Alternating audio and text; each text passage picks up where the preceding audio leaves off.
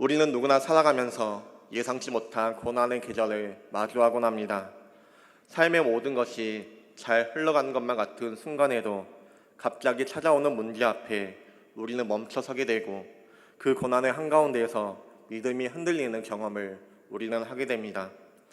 우리가 믿음으로 살아간다고 말하지만 정작 삶이 무너지고 생계가 어렵고 관계가 깨지고 마음이 지쳐 있을 때 우리의 신앙은 어디에 뿌리를 내리고 있는지 시험을 받게 됩니다.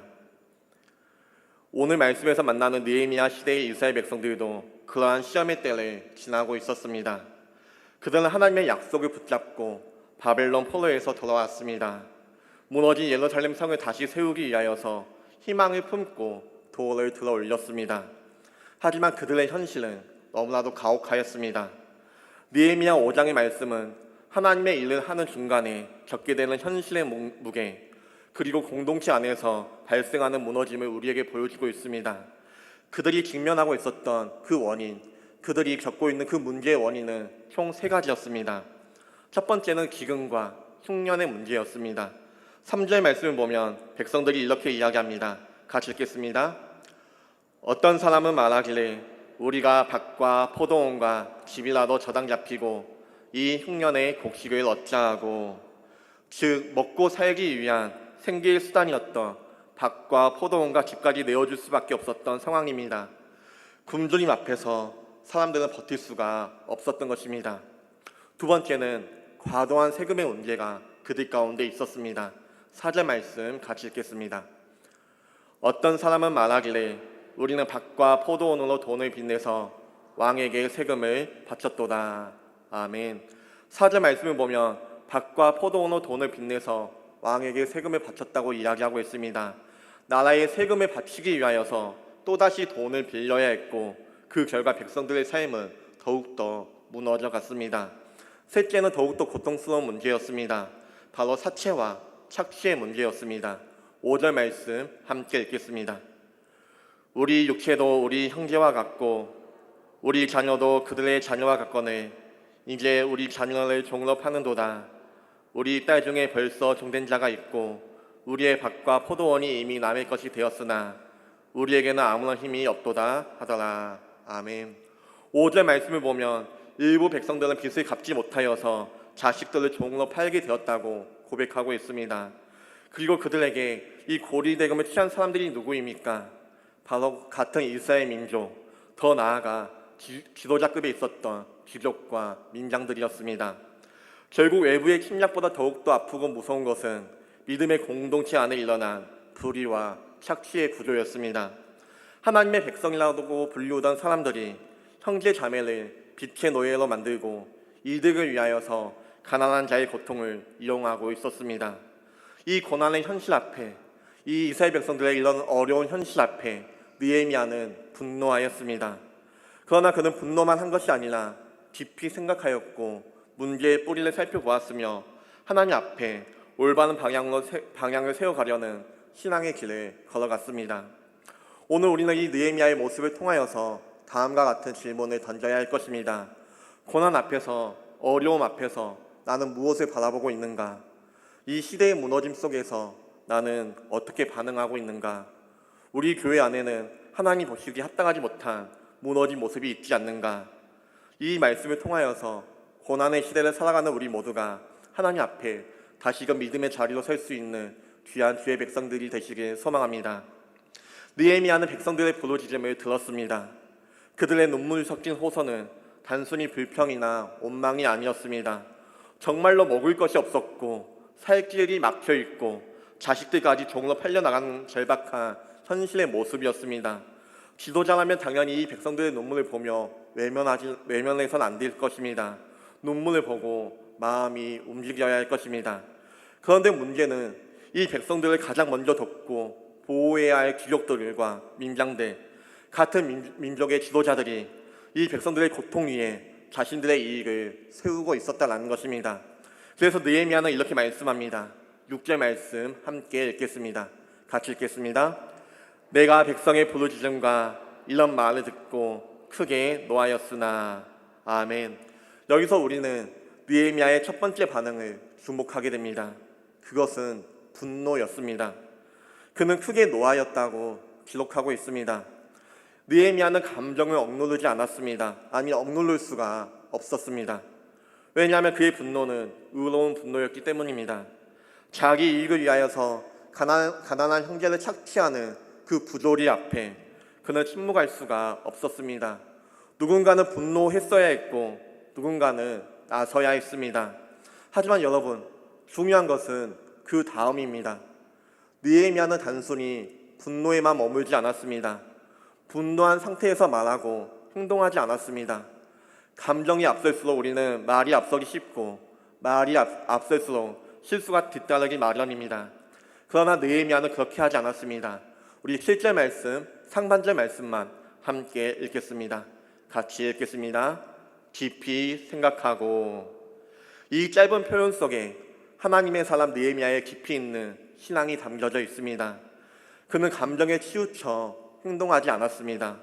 상처받은 백성들의 고통에 감정적으로 반응하였지만 그 감정이 사려 깊은 판단으로 이어질 수 있도록 그는 자신을 다스릴 줄 알았습니다.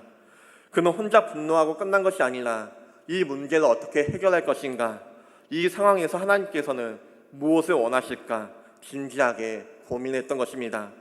사랑하는 성도 여러분, 고난 앞에서 우리가 먼저 해야 할 것은 감정의 폭발이 아니라 하나님 앞에서 깊이 생각하는 태도입니다.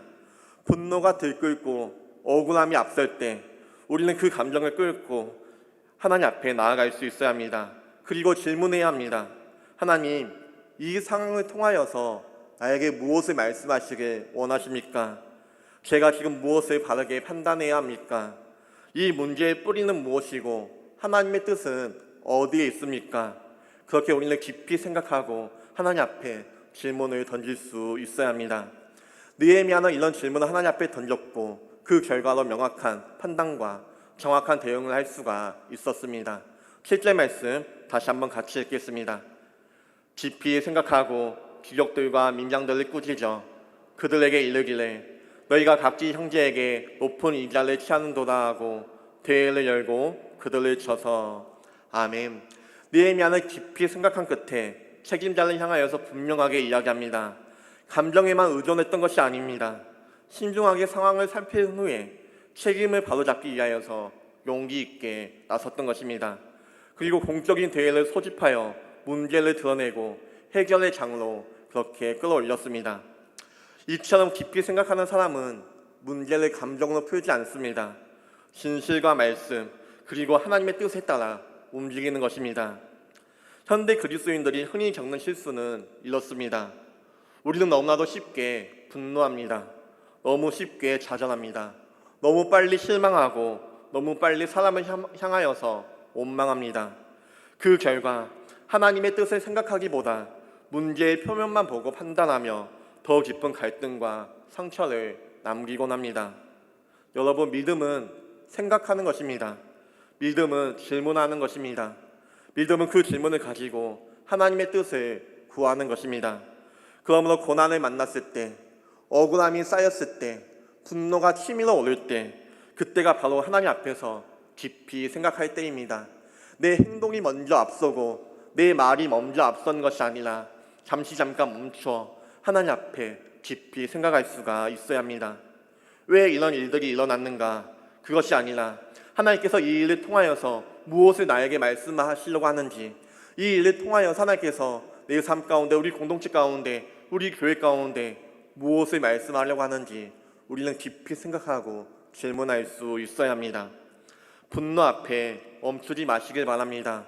절망 앞에 무너지지 마시길 바랍니다.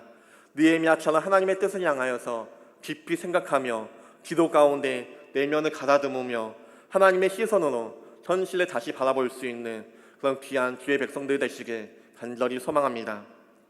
고난의 시험의 때를 지날 때 우리가 가져야 할 또 다른 모습은 죄를 직면하는 용기를 가질 수 있어야 한다는 것입니다. 우리의 삶에 찾아오는 고난은 언제나 죄 때문만은 아닙니다. 욥처럼 아무런 잘못 없이 고난을 당하기도 합니다. 바울처럼 복음 때문에, 복음을 전한다는 그 이유 하나 때문에 고난이 다가오고 핍박을 당하기도 합니다. 그러나 때로는 분명히 우리의 죄와 불순종의 결과로서 고난이 찾아오는 경우도 있습니다. 오늘 본문 속 이스라엘 백성들이 겪고 있는 이 비참한 현실이 바로 그런 모습입니다. 흉년과 기근이라는 자연재해가 그들에게 다가왔습니다. 나라가 약하니 외세로부터 세금도 혹독하게 거두어졌습니다. 하지만 이 모든 상황 가운데 백성들을 가장 마음 아프게 했던 것은 같은 민족, 같은 신앙 공동체 안에 있는 자들, 바로 지도자들, 귀족과 민장들이 형제들을 착취하며 죄악을 저질렀다라는 것입니다. 가장 깊은 상처는 멀리서 오는 것이 아니라 가장 가까운 사람들로부터 옵니다. 이스라엘 백성들이 겪은 상처는 바사 제국에서 온 것이 아닙니다.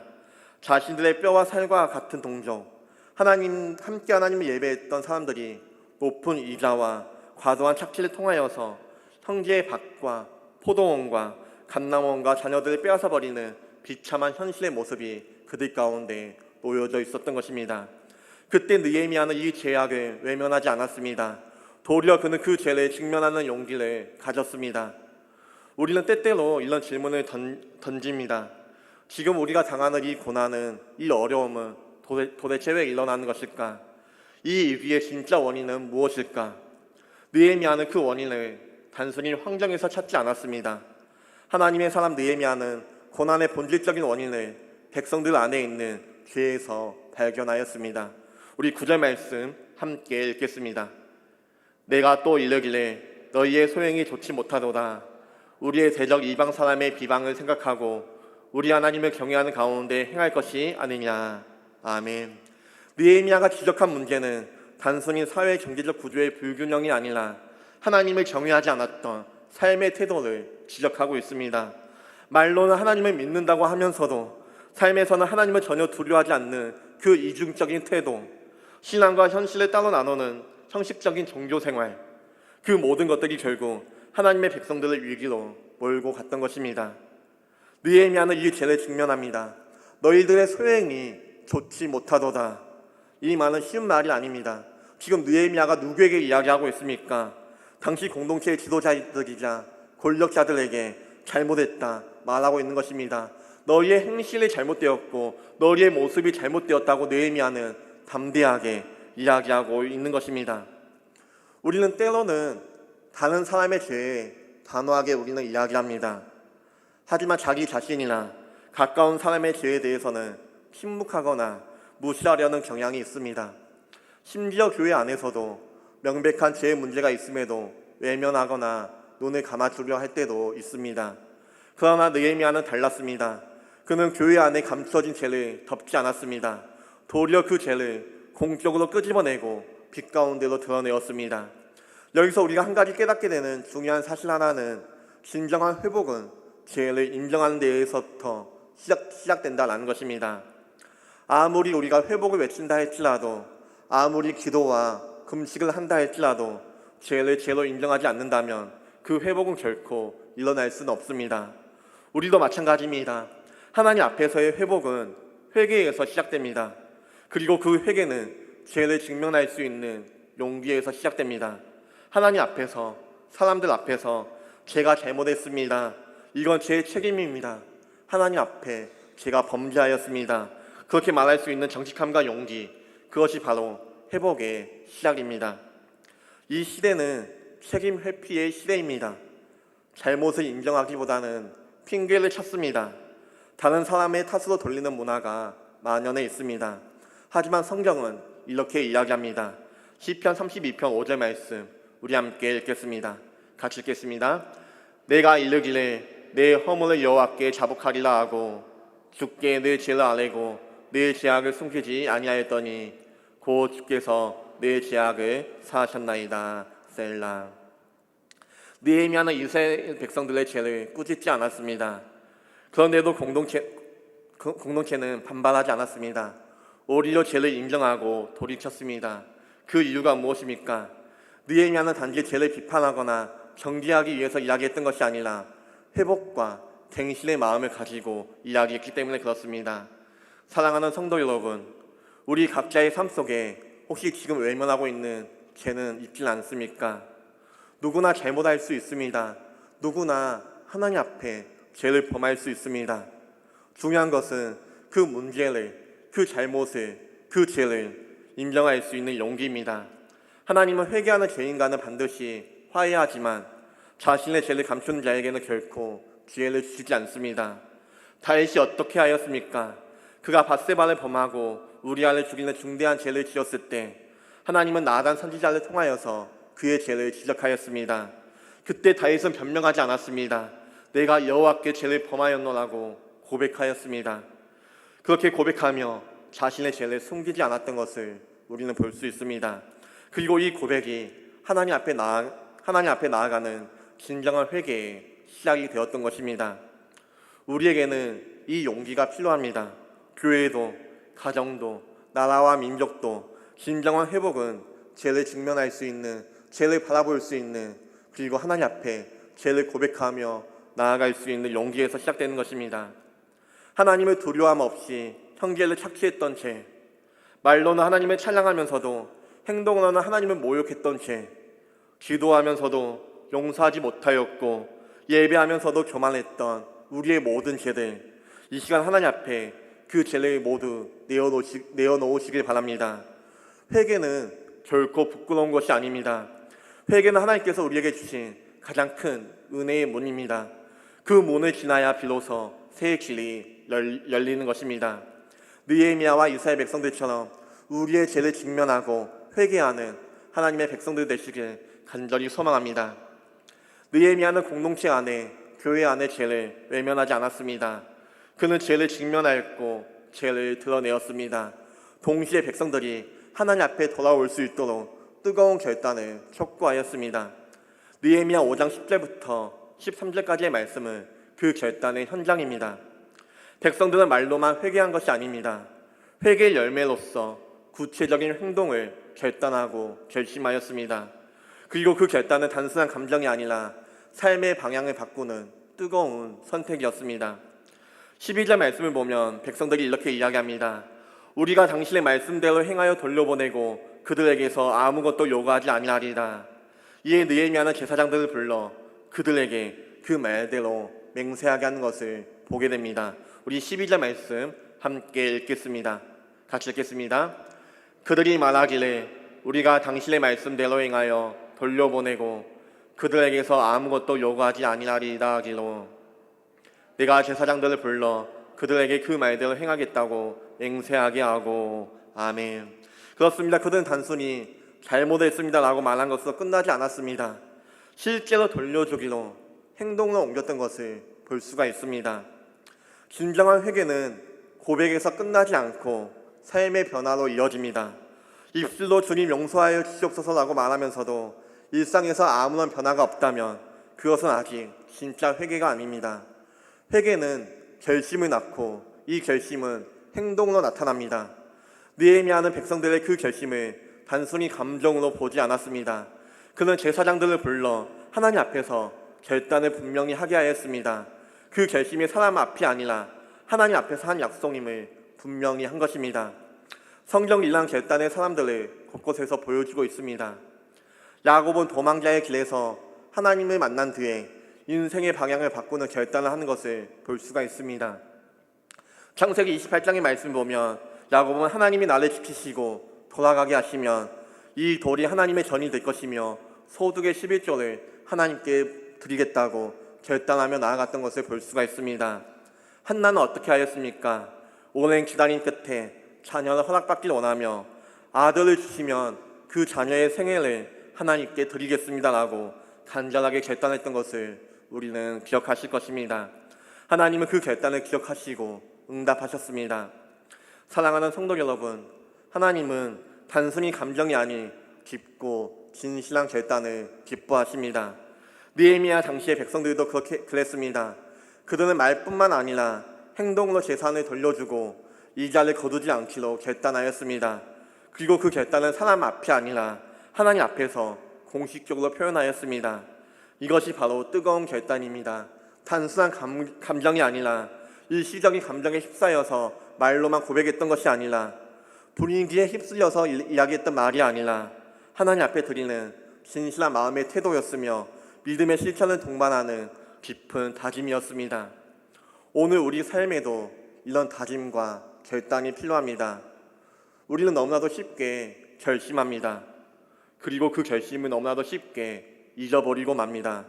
기도 시간에는 눈물로 주님, 주님 외치다가도 문 밖에 나서면 언제 그랬냐는 듯이 다시 자기 중심적인 삶을 살아가곤 합니다. 하지만 하나님은 우리의 결단을 기억하십니다. 하나님은 말을 잘하는 사람보다 그 결단을 행동으로 옮기는 사람을 기뻐하십니다. 지금 이 시간 주님은 우리의 마음을 살피십니다. 너는 무엇을 결심하고 있느냐? 그 결단을 어떻게 지킬 것이냐? 우리에게 질문하시며 우리 안에서 그런 진실한 결단을 찾고 계십니다. 느헤미야는 백성들의 결단을 그냥 듣고 지나치지 않았습니다. 그는 외적인 행동을 통하여서 그들의 결단이 진짜인지 확인했던 것을 볼 수가 있습니다. 우리 13절 말씀 함께 읽겠습니다. 같이 읽겠습니다. 내가 옷자락을 털며 이르기를 이 말대로 행하지 아니하는 자는 모두 하나님이 또한 이와 같이 그 집과 산업에서 털어버리실지니 그는 곧 이렇게 털려서 빈손이 될지로다 하매 회종이 다 아멘하고 여호와를 찬송하고 백성들이 그 말한 대로 행하였느니라. 아멘. 느헤미야는 백성들의 결단이 헛되지 않도록 그 결심이 말뿐만 아니라 하나님 앞에서 실천으로 이어지게 만들었던 것입니다. 이 장면은 우리에게 강력한 도전이 됩니다. 하나님은 가볍게 여겨진 결심을 가볍게 보시지 않습니다. 말로는 주님을 위하여서 살겠습니다 라고 하면서 삶에서는 자기만을 위해 사는 사람들을 하나님께서는 기뻐하지 않으십니다. 이 시간 우리의 마음을 다시 한번 돌아보시길 바랍니다. 다시 한번 믿음의 결단을 새롭게 하시길 바랍니다. 하나님, 내가 형제 자매의 어려움을 외면하지 않겠습니다. 내 삶의 작은 영역에서도 정직하게 살겠습니다. 내가 주님 앞에서 결단한 사역을 끝까지 감당하겠습니다. 이번 고난을 통하여서 내가 더욱더 하나님 앞에 가까이 나아가겠습니다. 이러한 결단이 우리의 삶을 변화시키고 가정을 회복시키며 교회를 새롭게 할 줄 믿습니다.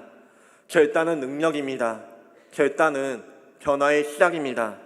느헤미야의 시대처럼 오늘 우리도 죄를 회개하고 삶으로 드리는 뜨거운 결단을 가지고 하나님 앞에 나아갈 수가 있어야 합니다. 주님은 우리의 결단을 기억하시고 그 결단 위에 뜨거운 은혜를 우리 가운데 부어주실 것입니다. 지금은 우리의 각자의 삶을 깊이 돌아볼 때입니다. 어떤 고난과 역경 속에서도 하나님 앞에 정직하고 담대하게 서야 할 때입니다. 그 첫걸음은 하나님 앞에 깊이 생각하는 삶입니다. 감정이나 상황에 흔들리지 않고 조용히 하나님의 뜻에 묵상하며 그분의 음성에 귀를 기울이시기 바랍니다. 그리고 두려움 없이 우리의 죄와 연약함을 직면하시길 바랍니다. 온전한 회개는 하나님의 긍휼과 회복을 불러옵니다. 그리고 이제 결단하시길 바랍니다. 말뿐만이 아니라 삶을 하나님께 드리는 결단을 가지고 하나님 앞에 나아가시길 바랍니다. 그 결단이 여러분의 삶을 바꾸고 가정을 회복시키시며 교회를 새롭게 할 것입니다. 지금 이 순간 하나님께서는 우리에게 이렇게 말씀하십니다. 내가 너와 함께 할 것이다. 내가 너를 버리지 않겠노라고 하나님께서는 우리에게 말씀합니다. 이 약속을 붙들고 담대히 나아가시길 바랍니다. 어떤 상황 속에서도 주님께서 나와 함께 하시기 때문에 우리 주님께서 나와 함께 하시기 때문에 우리는 승리할 수가 있는 것입니다. 사랑하는 성도 여러분, 오늘의 결단이 내일의 나의 삶을 이끌어 갈 것입니다. 하나님과 깊은 교제 속에서 깊이 생각하고 진실하게 회개하며 뜨거운 결단을 가지고 하나님 앞에 나아가 승리하는 삶을 살아갈 수 있는 우리 모두가 되시길 간절히 소망합니다. 우리 함께 예수 늘 함께 하시네 찬양하며 나아가겠습니다.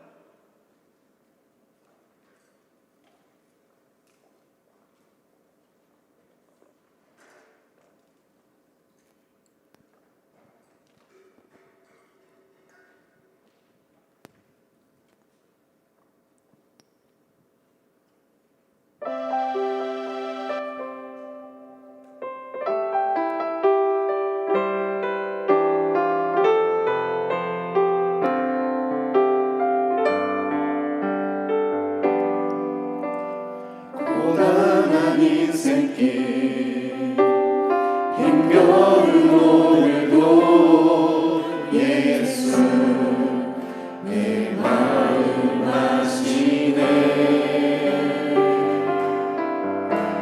지나간 아픔도 마주할 세상도 예수 내 마음 아시네. 하늘을 살아도 하루를 살아도 기쁨으로 가리. 예수 늘 함께 하시네. 후회도 염려도 온전히 맡기리. 예수 늘 함께 하시네. 믿음의 눈 들어 주를 보리. 이 또한 지나가리라. 주어진 내 삶의 시간 속에 주의 뜻 알게 고단한 인생길 고단한 인생길 힘겨운 오늘도 예수 내 마음 아시네. 지나간 아픔도 마주할 세상도 예수 내 마음 아시네. 하늘을 살아도 하루를 살아도 기쁨으로 가니. 예수 늘 함께 하시네. 후회도 염려도 온전히 맡기리. 예수 늘 함께 하시네. 믿음의 눈 들어 주를 보리. 이 또한 지나가리라. 주어진 내 삶의 시간 속에 주의 뜻 알게 믿음의 눈 들어 믿음의 눈 들어 주를 보리. 이 또한 지나가리라. 주어진 내 삶의 시간 속에 주의 뜻 믿음의 눈 들어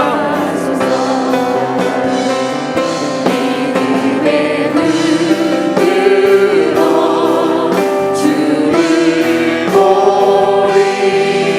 이 또한 지나가리라. 주어진 내 삶의 시간 속에 주의 뜻 믿음의 눈 들어 주를 보게 할 수 없어서 믿음의 눈 들어 주를 보리. 이 또한 지나가리라. 주어진 내 삶의 시간 속에 주의 뜻 우리 시간 함께 기도해 주시며 함께 기도하며 나가겠습니다. 주여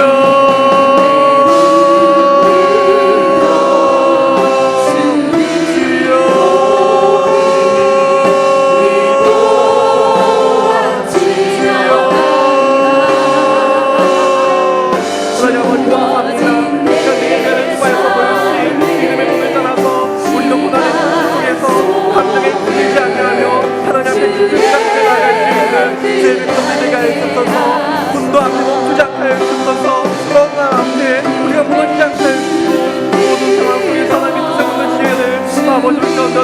주옵소서. 하나님 우리 안에 숨겨진 죄악을 구별할 수 있는 용기를 우리 가운데 나타내 주옵소서.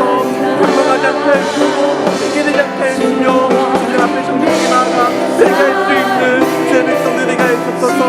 회개의 고백이 말로만 머무르지 않게 해주시고 삶의 변화와 순종을 이어질 수 있는 저희들에게 해주옵소서. 그리고 그 결단이 끝까지 지키는 우리의 사람들의 수 있도록 저희 우리 앞에 명을 붙들어 주옵소서. 오늘 우리가 쓰는 이 결단을 하나님 기억하여 주옵소서. 관계를 변하지 않는다는 그 결단, 작은 삶의 영역 속에서도 정직하게 살겠습니다라고 고백하는 그 결단, 이 삶에는 끝까지 살아있다는 그 결단, 고난 속에서도 주님께서 끝까지 나아가겠다는 이 자신의 주님의 은혜와 능력을 선포하여 주옵소서. 우리의 각자의 삶에 찾아오셔서 나의 수마에 주옵소서. 내와 너와 함께할 것이다, 너는 버리지 않는 것이라고 말씀하시는 하나님의 음성 우리가 끝까지 그 약속을 붙들며 나아갈 수 있는 아버지 되는 수 있도록 주님 도와주시고 함께해 주셔서 이 결단과 다짐의 능력이며 결단이 시작되는 믿습니다. 그 결단이 삶이 되고 그 삶이 예배가 되며 가정과 교회를 거칠 수 있는 놀라운 내 우리 가운데 나타내 주셔서 주여 주 앞에 온전히 나아가며 이것을 증거하며 그 자녀로서 온전히 살아갈 수 있는 아버지 되는 수 있도록 인도해 주셔서 말로만 다짐하며 말로만 결단하는 것이 아니라 우리의 삶이 우리의 행동이 나타낼 수 있는 나타나게 해주시고 삶과 나타내는 모습을 끝까지 나타낼 수 있도록 주여 인도해 주셔서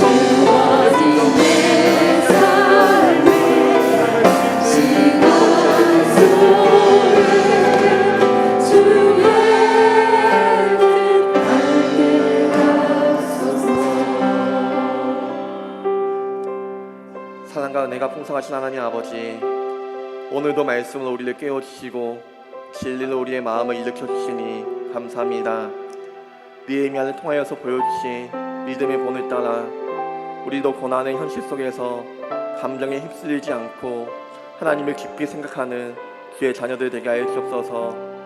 분노 앞에 멈추지 않게 하시고 억울함 앞에 무너지지 않게 하시며 모든 상황 속에서도 하나님의 뜻을 묻는 지혜를 우리 가운데 허락하여 주옵소서. 하나님, 우리 안에 숨겨진 죄악을 직면할 수 있는 용기를 우리 가운데 허락하여 주옵소서. 변명하지 않게 하여 주옵소서. 핑계대지 않게 하여 주옵소서. 하나님 앞에 정직하게 나아가 회개하는 주의 자녀가 되게 하여 주옵소서.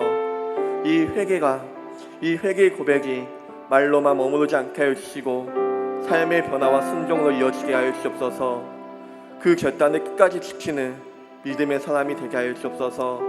그리하여서 우리가 하나님 앞에 다짐하며 결단하는 것, 이웃을 사랑하겠습니다, 하나님을 더욱더 사랑하겠습니다, 내 삶의 작은 영역에서 정직하게 살겠습니다, 맡겨주신 그 사명을 끝까지 감당하며 나아가겠습니다 라고 고백하며 다짐하는 그 결단을 주님께서 기억하여 주시고 은혜를 더하여 주시사 담대하게 살아갈 수 있는 저희들 될 수 있도록 주님 함께하여 주시옵소서.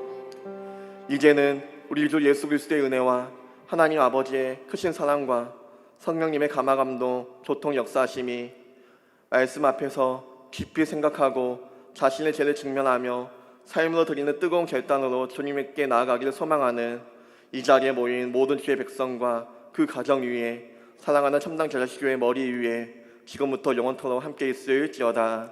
아멘.